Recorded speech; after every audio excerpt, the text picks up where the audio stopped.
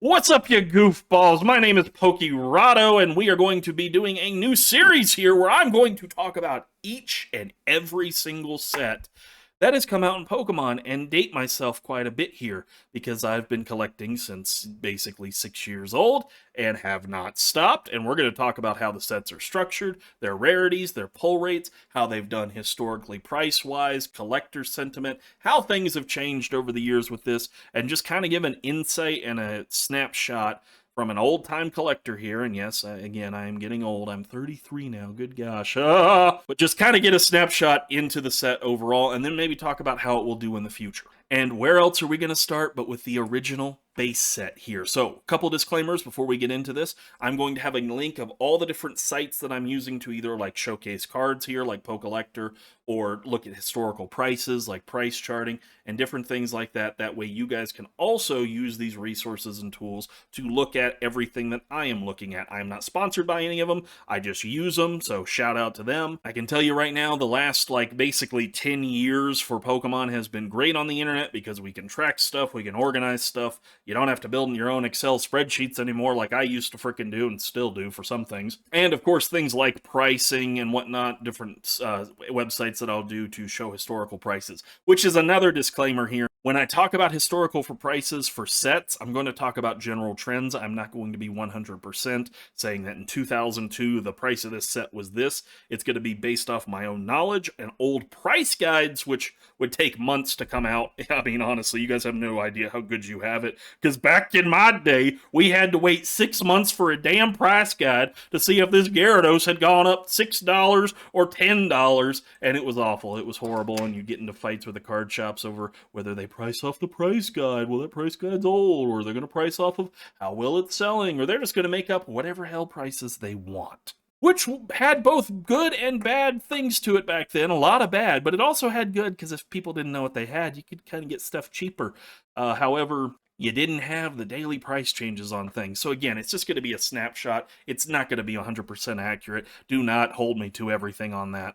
And finally, be sure to comment, like, subscribe if you think this series is interesting and want to see me do more, and all that YouTube jazz. So let's get into it. You could also etch this onto one of the gold discs for the next Voyager mission. That would be cool.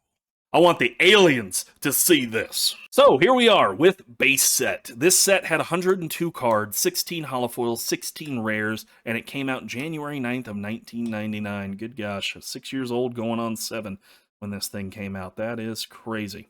The set was produced by Wizards of the Coast. For the first few years of Pokemon cards, Wizards of the Coast were the ones that were printing the cards and not the Pokemon Company themselves. That was a later transition, which we'll cover when that happens in later sets. And there's actually 3 versions of base set that I'm sure you all know about. There is First Edition, Shadowless, and the Unlimited. First edition is defined by slightly muted colors and a first edition stamp in the middle of the left card here.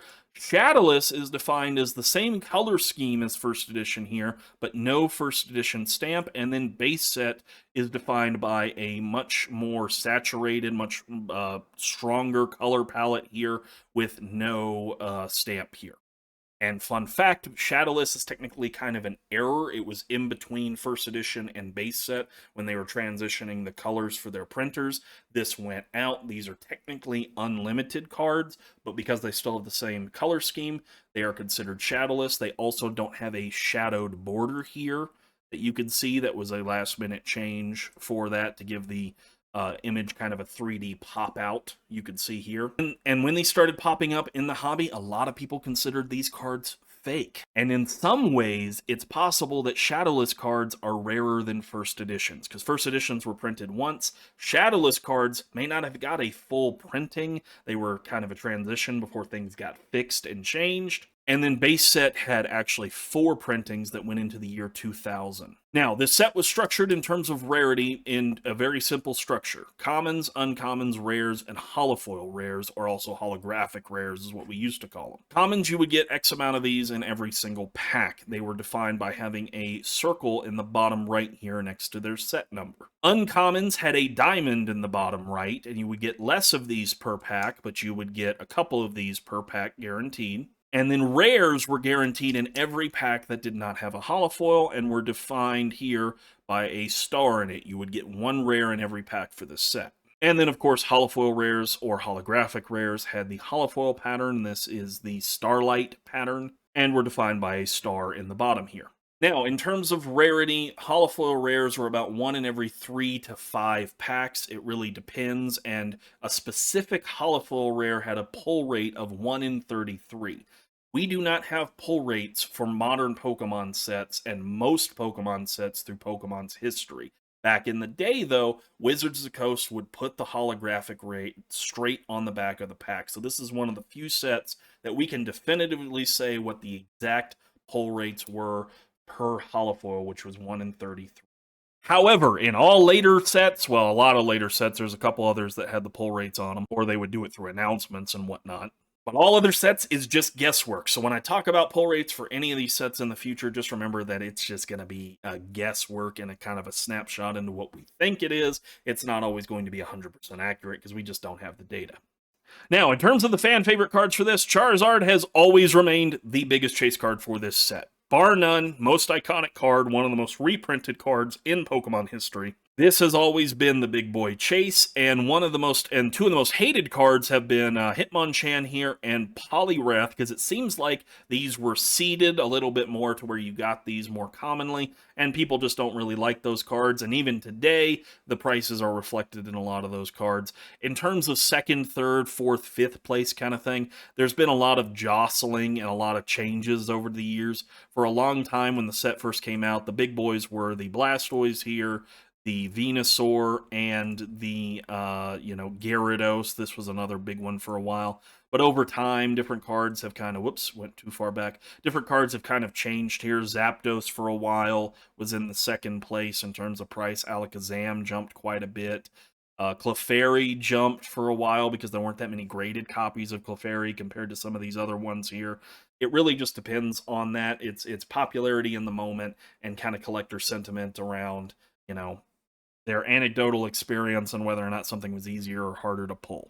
Now, one of the best booster boxes I ever had back in the day for this one was 12 holofoils with multiple duplicates. Sadly, no Charizard, but it had like 2 Zapdoses, 2 Venusaurs, 3 Poliwraths, I think 2 Gyarados. It was a really, really cool booster box, and the worst I've ever seen from other people or myself was probably 8 holofoils. I believe I've seen one online where someone only got like 6. So 1 in 3 to 5 packs, you're going to get a holofoil with this set. That's kind of the range there. Nowadays, booster packs for this are going to run you about $400 or $500 or more. One thing that's very interesting about the Wizards of the Coast era is you can technically weigh packs. For those who don't know what weighing packs are, it's where you put them on a scale. Higher weights typically are going to have holographics because they have an extra holofoil layer in the card, whereas the regular rares don't.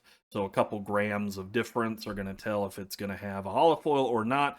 But there's also different weight differences, and there are range packs or light packs that can sometimes have hits.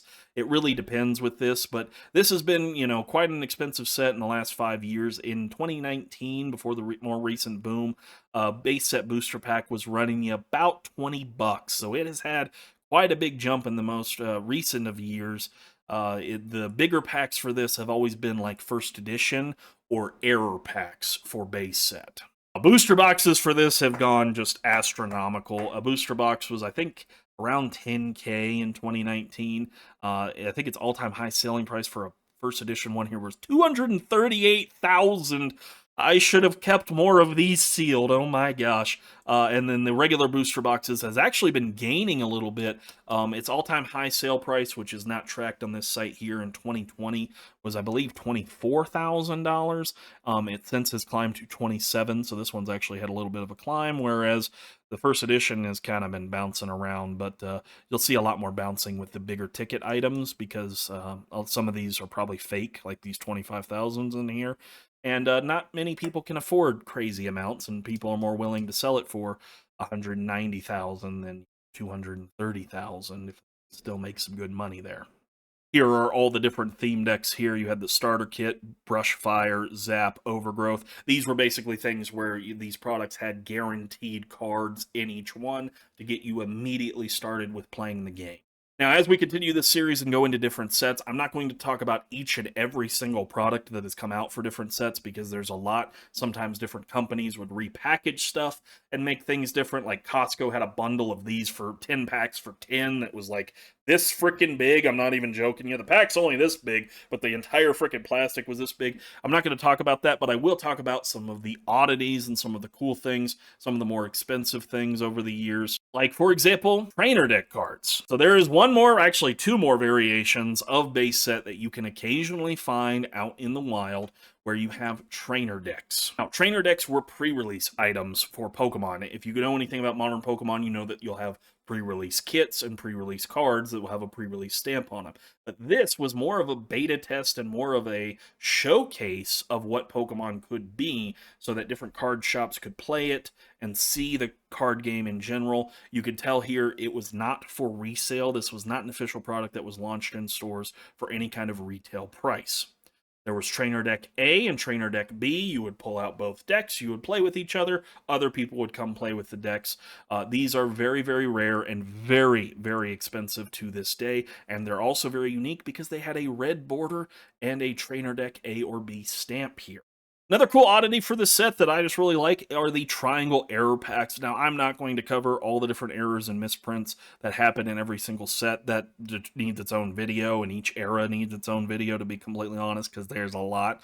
But this was something that you could find on store shelves where instead of a first edition symbol down here on the bottom of the pack, you would instead have a triangle stamped over the pack. This was when they were transitioning to unlimited from first edition, and they put these stamps over it because they forgot to do it and still shipped it out that way. These are pretty desirable, pretty rare, probably about double the price, maybe triple the price of an unlimited pack. Not as much as a first edition pack, however. And the reason why I bring this up is this was an old myth that lasted for freaking years. A lot of people would say that these packs would have shadowless cards in it. They do not. They have unlimited cards in it. So a lot of these ended up getting open because people were chasing down shadowless versions, thinking it was part of that transition. Let's talk about pricing and where these things are at today. As you could tell with the booster boxes, things are very expensive right now. Sealed product is by far the most expensive thing for these cards. Then your first edition single cards that are graded are going to be your next big expenses. Technically, the biggest item that's ever been sold for this set was a PSA 10 first edition Charizard for $437,000, because I think there's less than 50 or a little over 50 of those graded cards in general. So graded cards, sealed product, those are going to be the most expensive things. The next big expensive things for this are going to just be the first edition singles, and then the shadowless singles, and then the unlimited singles. So if you want to look into cards for this to pick up for your collection, you probably want to start with unlimited. It's way more available, it's way easier to find, and the prices are way better than some of the first edition prices. I mean, we're just over here on price charting, and if we were to compare, let me move myself again here. If we were to compare like first edition, ungraded Charizard's going for $5,000 right now. The Shadowless has gone for $800, and the regular unlimited has gone for $250. Now, some of this is going to be based off of condition, and condition will change these cards quite a bit because a lot of people are trying to grade older stuff, and higher grades for older stuff means that unlimited stuff, or ungraded stuff I should say, is going to be very, very wide ranging in its price, high to low, based off of condition. So you might see a Charizard here that's a potential PSA 10 candidate or something like that for $2,000 because the PSA 10s are selling for $13,000 and the 9s are selling for $2,000. Sometimes the prices will get jacked up quite a bit. But if you find good conditions of these cards, you can tell here the prices go up drastically from $5,000 to $263,000 and everything in between, just based off condition for these cards. So yeah, condition's a big factor to play, but unlimited is your best bet if you are a new collector and want to get some of the original cards in the set. Unlimited is your best bet to go, and that's going to be for most things in Wizard of the Coast era. Historically, this set has changed drastically over the years. Again, in 2019, this set was not that expensive. I think the main Charizard was about $200, so we've almost gotten back to and that was for a good condition one, though, so, it's a little iffy. but we've kind of gotten back close to those levels for base set. Unlimited cards right now are super cheap. However, first edition and Shadowless have maintained very, very high prices, and even throughout the years have been very expensive in general.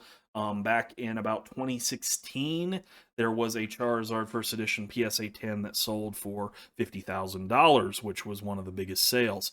The prices have changed just over time. It's had hot periods, it's had low periods, but base set has really kind of followed general market trends. So if you're in a hype market, typically this set has gone up. If you're in a down market, this set has gone down.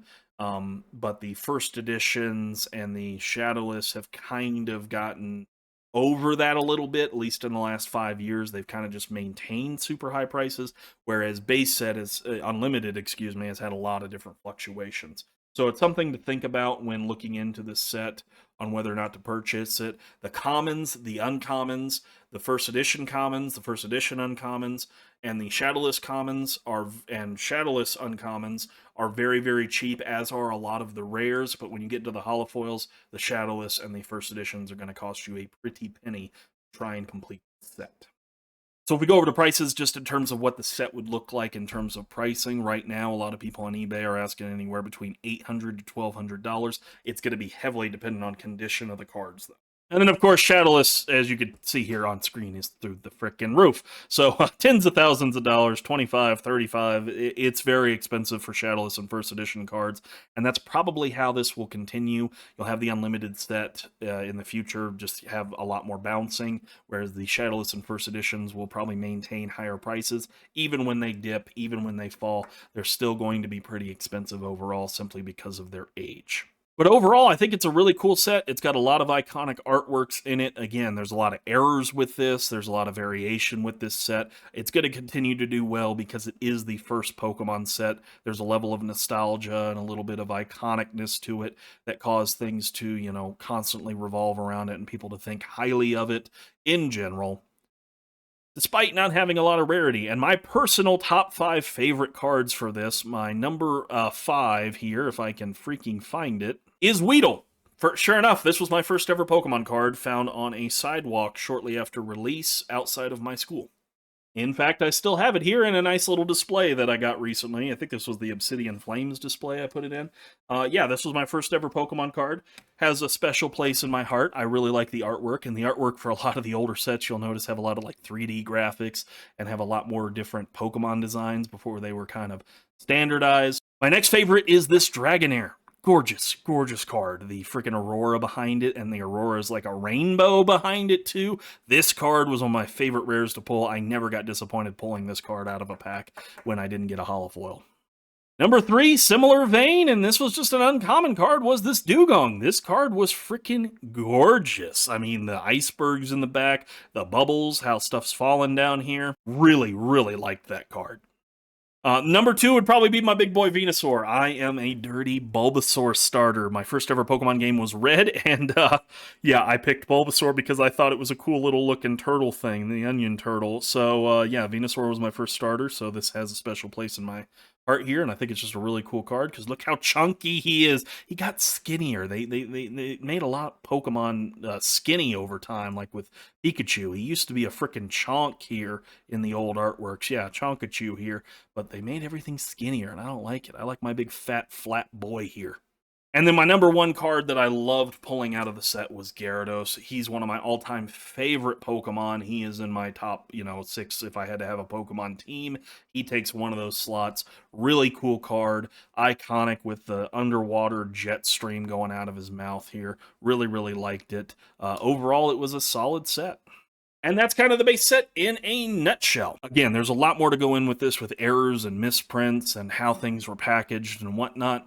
But that'll probably have to be saved for a separate video where we cover just errors in general. Hope that gives you goofballs some insights into the set, and in the next one, we will be covering the second set, Jungle. Let me know what you think about this series. Did you learn anything new? And for newer collectors, would you consider picking up base set for your collection? Personally, I think you should. They're pretty cool artworks. Right now, they're a little bit cheaper than they were a couple years ago, at least for Unlimited. But as always with collecting, collect what you like. That's pretty much it. Peace out, you goofballs.